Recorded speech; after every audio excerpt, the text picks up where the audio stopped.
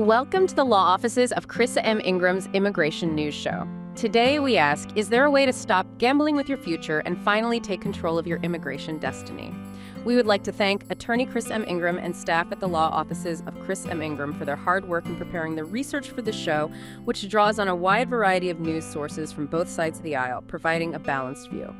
Attorney Ingram is also a vocal advocate for the rights and protection of immigration applicants, although our coverage is designed to be nonpartisan. Please don't forget to like, follow, and subscribe to our channel.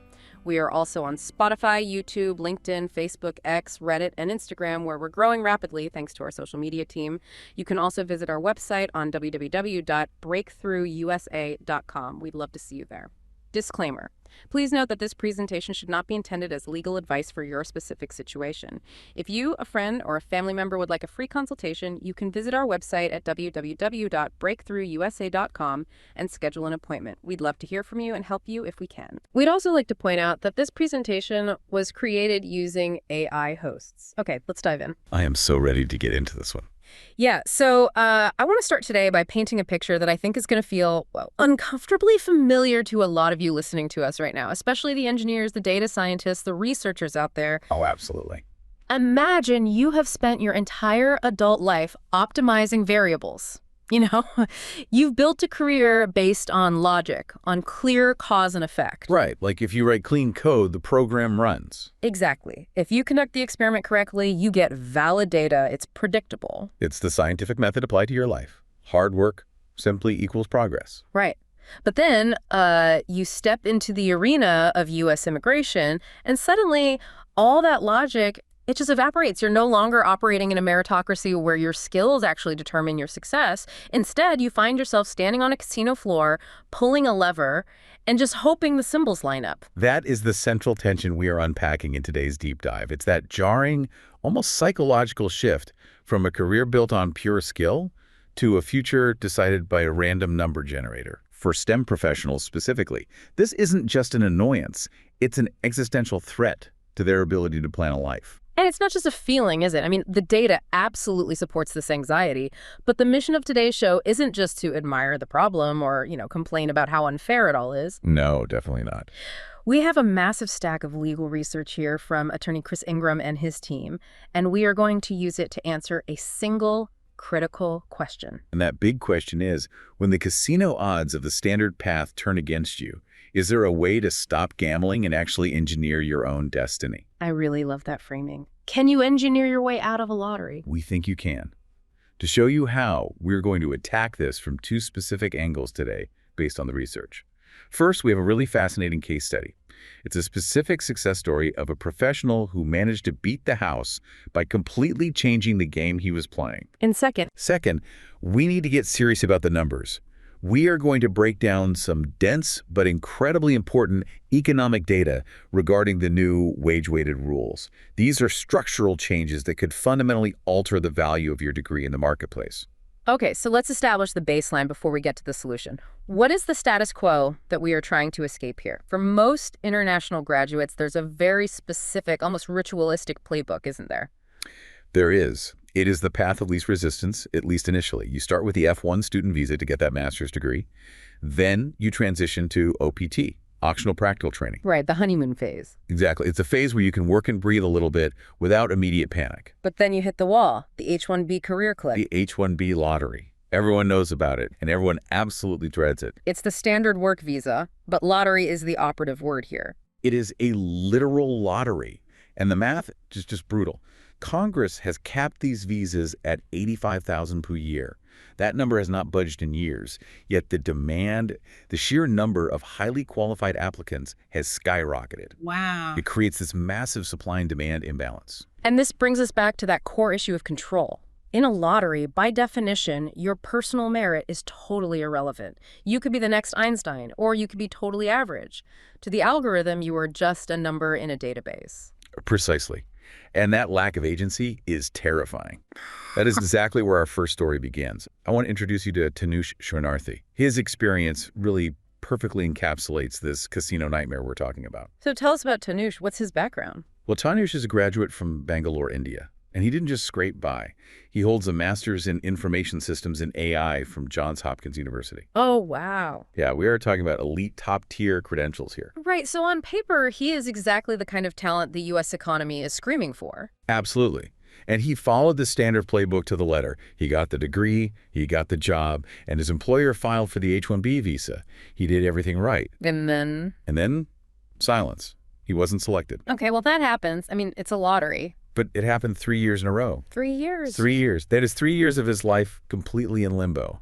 He actually described the experience to our legal team as playing the slots at Las Vegas. Yeah. You pull the handle, you wait, you lose.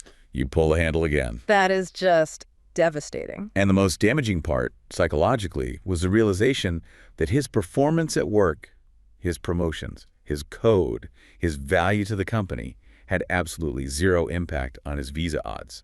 So he was working harder, but his chances weren't getting any better. Right. Most people would fold at that point. I think I would fold. Honestly, after 3 rejections, you'd just assume the door simply locked, you'd pack your bags and go home. But Tanishq didn't do that. No. He pivoted. And this is the part of the story I really want you, the listener, to focus on. He decided to stop playing the lottery and look for a different door entirely. He started researching the O-1 visa. Ah, the O-1. Now, this is often where people tune out because it's literally labeled the Extraordinary Ability Visa. It is branded that way, yes. And let's be honest, it sounds super intimidating. When people hear extraordinary, they think Nobel Prizes, Olympic medals, or being a household name. They think, well, I'm just a software engineer. I'm not a celebrity. That was Tanishq's initial reaction, too. But this is the big insight moment of our deep dive today. He looked closer at the actual criteria. He realized that the work he considered just routine for a high-level engineer actually mapped perfectly onto the legal requirements for extraordinary ability. This is such a crucial distinction. We aren't talking about being famous. We're talking about being impactful. Exactly. The legal definition of extraordinary in the context of the O-1A, that's the category for sciences and business, is about being at the top of your field. But the evidence required is very tangible. It is not about fame at all. It is about documentation. Let's get specific here, because I think this is where the active architect mindset really kicks in. What did Tanishq actually put in his application? He didn't have a Nobel Prize. No, he had the artifacts of a modern, engaged professional. First, he had peer-reviewed papers.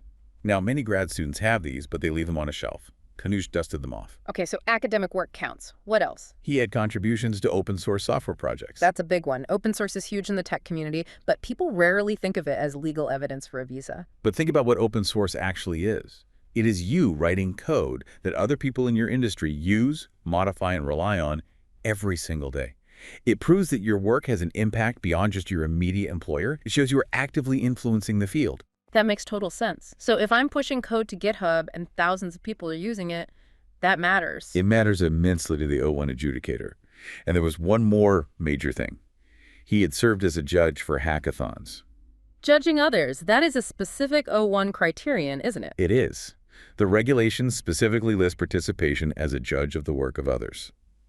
Now, many senior engineers do this casually. They review code, they sit on panels at conferences, they mentor at local hackathons. They view it as community service. But the law views it as evidence of distinction. So Tanishq gathered all this routine stuff, the papers, the judging, the open source commits, and he packaged it into an O-1 petition. Yep. He filed in late August using premium processing. And this is the kicker. After 3 years of waiting on the H-1B lottery and getting absolutely nowhere, what happened? His O-1 petition was approved in 12 days. 12 days. Less than 2 weeks. He went from a rejected lottery number to a fully documented alien of extraordinary ability. That is just incredible. And Tanishq said something about this that really stuck with me from the research. He said, I wasn't doing work solely for a visa. My focus has always been on my field, AI, and software engineering. That is the big lesson, isn't it? He wasn't trying to hack the system by faking credentials. He was simply translating the value he already created into a language the immigration system understood. He realized that the H-1B is a game of chance, but the O-1 is a game of evidence. And evidence is something you can actually control. He stopped playing the lottery and started building a case. Which leads us directly to the strategic advice from attorney Chris Ingram. We have a note here from the legal team where he says, explicitly, start building options before you feel trapped.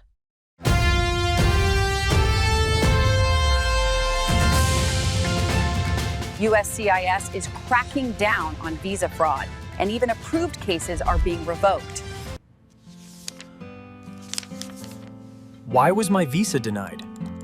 USCIS revoked my approval. At the law offices of Chris M. Ingram, we handle every detail with care.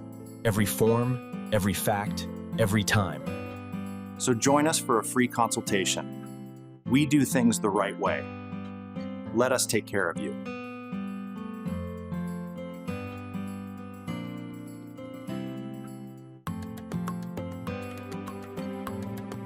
It sounds simple, but it requires a fundamental mindset shift. You have to stop viewing immigration as a form you fill out once a year. You have to view it as a project you are managing every single day. A project management approach to your own life. Exactly. If you view your career as a timeline, every month you are working is an opportunity to generate evidence. Are you writing a white paper? Are you presenting at a conference? Are you reviewing a colleague's work for a journal?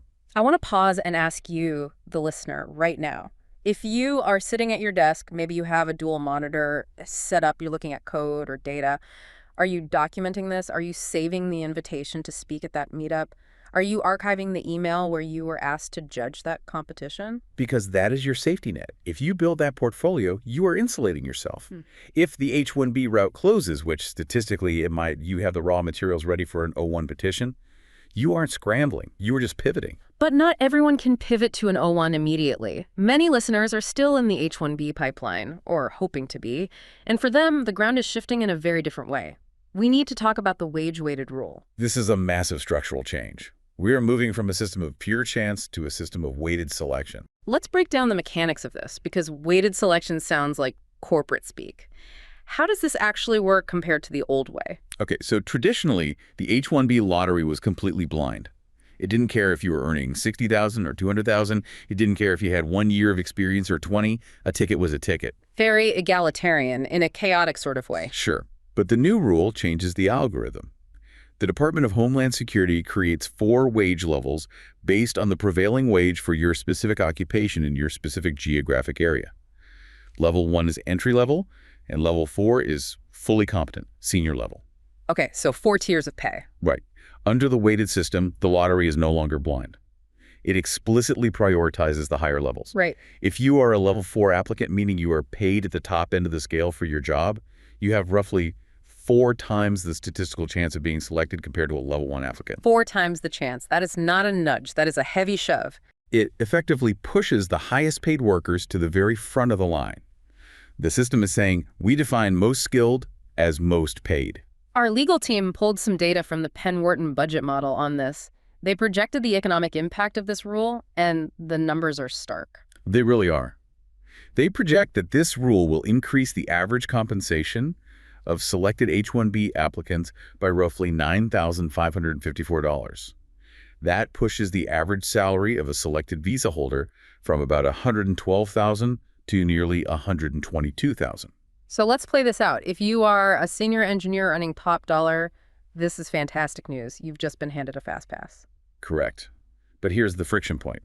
If you are an early career researcher or a fresh graduate, or perhaps you work in a sector that is vital but lower paying, like nonprofit research or academia, this creates a formidable barrier. The ladder is essentially being pulled up. It feels like it creates a catch-22. You need the visa to get the experience to get the high wage, but you need the high wage to get the visa. That is the primary criticism. However, we have to look at the why behind this rule to understand the full landscape. The Economic Policy Institute, specifically experts Daniel Costa and Ron Hyra, have argued in favor of this approach. And what is their argument? Why would they support making it harder for entry-level talent? Their argument is fundamentally about market protection.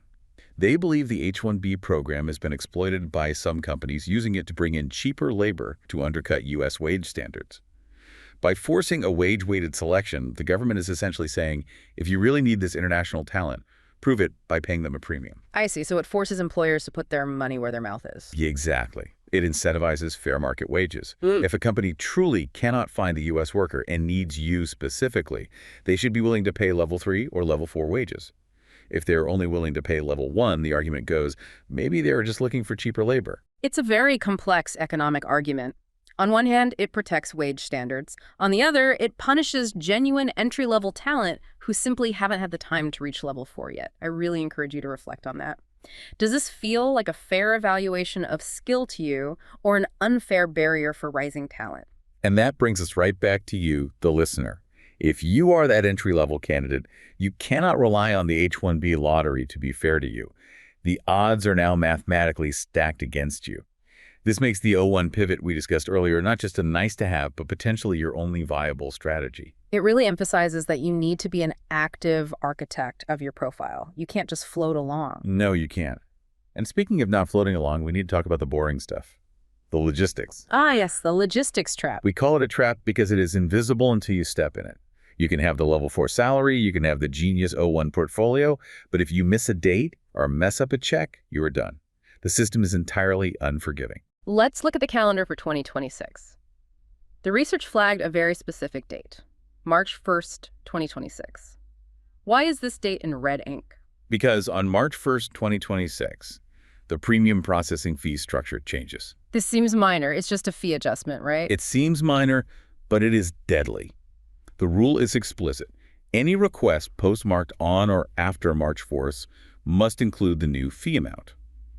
If you send a check for the old amount, even if it's off by just a few dollars, USCIS will not just bill you for the difference. They reject the whole package. They reject the entire filing, they send it back. And in the world of immigration, timing is everything. By the time you get that rejection notice and the package back in the mail, the cap window might have closed. Your status might have expired. You could fall out of status simply because you wrote the wrong number on a check. That is a nightmare scenario. Imagine telling your boss you can't come to work because of a rounding error. So double check the fee schedule, triple check it. Absolutely. And while you were looking at the calendar, look at March 9, 2026. What happens then? A new Department of Justice rule goes into effect regarding the Board of Immigration Appeals. This creates a new discretionary review mechanism. Discretionary review, meaning they don't have to look at your appeal. It means they're streamlining. The goal is to clear the backlog and prioritize speed. While it doesn't change the legal standards for getting a visa, it signals that the entire apparatus is moving toward efficiency. They want to clear the decks. So the system is getting faster, but it's also becoming much stricter on the administrative side. Precisely. This applies to the H-1B cap registration dates, too. There are strict opening and closing times. If you are a student on OPT, thinking, oh, I'll get to it next week, you are playing a very dangerous game. This is why Attorney Ingram suggests treating immigration like project management. It is the perfect analogy. In project management, you have deliverables, you have deadlines, and you have budget constraints. You confirm the dates, you confirm the fees, you confirm your eligibility. And most importantly, you have a mitigation plan, a backup route. The legal team put it perfectly. They said, the strongest professionals are not the ones who never face setbacks. They are the ones who stay calm, stay documented, and stay ready. It really ties everything together. Think about Tanishq. He faced a massive setback, 3 years of rejection. But because he stayed documented, he was ready to pivot. Think about the wage rule. If you know the rule favors high earners, you negotiate your compensation with that data in mind. You don't just ask for a raise. You explain to your employer that a level 3 wage significantly increases the probability of you staying in the country to work for them. That is a highly powerful negotiation tool. You are aligning your interests with the company's retention goals. You are telling them, help me, help you keep me. Exactly. You stop being a passenger in the process. We like to say you move from being a passive applicant to an active architect. Active architect. I love that framing. It changes the power dynamic completely. Tanishq didn't wait for the lottery to pick him. He built a structure of evidence that demanded he be picked. The new H-1B rules are demanding that you and your employer structure your role to fit a higher standard. You aren't asking for a favor. You are offering an asset. And in a global economy, your skill set is the asset. The hack isn't finding a loophole. It's making the decision to take control of how that asset is presented. And in a world where the rules change mid-plan, like we're seeing with the fees and the weighted lottery, taking control is the only true safety net you have. You cannot control the wind, but you can certainly adjust your sails. This has been such an eye-opener. We've covered the O-1 pivot, the economics of the wage-weighted rule, and the lethal logistics of 2026. But sadly, we are coming to the end of this deep dive. However, the research isn't over. Not even close. We are just scratching the surface of the regulatory environment. Next time, we're going to get into the weeds even further. We are going to look at hidden policy traps, things like strict form editions. Did you know using an outdated form edition can get you rejected instantly, even if the content is completely correct? It is a common and tragic mistake. Isa. We will explain how to version control your application. And we're also going to look at the invisible force driving all these changes, the booming AI innovation economy. It's not just changing the job market. It is actively reshaping immigration policy and how the government views strategic talent. That is going to be a fascinating discussion. The intersection of technology policy and immigration law is where the future is being written. So you definitely don't want to miss that. Thank you so much for being with us today. We hope you gained a lot from this discussion. Please leave us a comment if you can. Additionally, you can support our channel by sharing it with your friends and family, helping us build this community together. Also, follow us on Spotify, YouTube, LinkedIn, Facebook, X, and Instagram, where we're growing rapidly thanks to our social media team. We would also like to thank attorney Chris Ingram and his dedicated team once again for researching and preparing this material for our presentation. See you next time on Let's Talk U.S. Immigration. Bye for now.